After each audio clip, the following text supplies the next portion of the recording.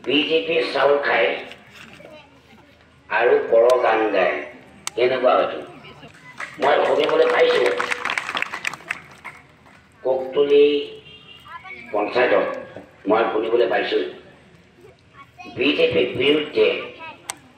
অংকুদেৱী party দিছে member আৰু AP member ইয়াতে দিছে বুলি শুনিব পাইছোঁ